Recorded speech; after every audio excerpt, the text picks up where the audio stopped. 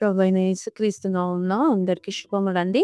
ఇక్కడ మరి ఒక వచనాన్ని మనం ధ్యానించుకుంటూ వద్దాము. అపోస్తల కార్యములు 25 అధ్యాయము 10 వచనంలో మనం చూసినట్లయితే, అందుకు పౌలు, కైసరు న్యాయపీఠం ఎదుట నిలవబడి ఉన్నాను. నేను విమర్శింపబడవలసిన స్థలం ఇదే.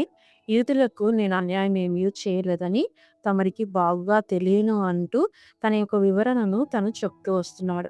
ఆనాడు యూదులు అనేటువంటి వారు ఏం చేస్తున్నారంటే, మోషే ధర్మశాస్త్రంను అనుసరించడం మానివేసేసి వివాదములన్నింటినీ కూడా అన్యజనుల యొద్దకు వాళ్ళు తీసుకువెళుతూ వస్తూ వచ్చారు. అయితే పౌలు కైసరు న్యాయపీఠం ఎదుట నిలువబడుటకు ఎంచుకున్నటువంటి వాడుగా ఉండి ఈ విధంగా వ్రాస్తూ వస్తున్నాడు. 1 కొరింథీలో మనం చూసినట్లయితే 6 అధ్యాయము 1 వచనము, 4 వచనము, 6 వచనములలో చూడవచ్చును. మీలో ఒకనికి మరి ఒకని మీద వ్యాజ్యం ఉన్నప్పుడు వాడు పరిశుద్ధుల ఎదుట గాక అనీతిమంతుల ఎదుట వ్యాజ్యమాడుటకు తెగించుచున్నాడా? కాబట్టి ఈ జీవన సంబంధమైన వ్యాజ్యములు మీకు కలిగిన యెడల వాటిని తీర్చుటకు సంఘములో తృణీకరింపబడిన వారిని కూర్చుండబెట్టుదురా? అయితే సహోదరుడు సహోదరుని మీద వ్యాజ్యమాడుచున్నాడు, మరి అవిశ్వాసుల యొద్దనే వ్యాజ్యమాడుచున్నాడు అని చెప్తూ వస్తున్నాడు.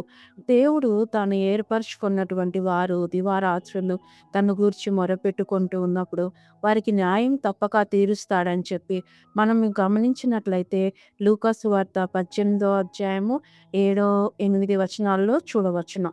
దేవుడు తాను ఏర్పరచుకున్న వారు దివారాత్రులు తన్ను గూర్చి మొరపెట్టుకొనుచుండగా వారికి న్యాయం తీర్చడా? ఆయన వారికి త్వరగా న్యాయం తీర్చును. వారి విషయమే గదా ఆయన దీర్ఘశాంతము చూపుచున్నాడని మీతో చెప్పుచున్నాను. ఆయనను మనుష్య కుమారుడు వచ్చినప్పుడు ఆయన భూమి మీద విశ్వాసము కనుగొనునా? దేవుడు ఈ వాక్యమును దీవించును గాక.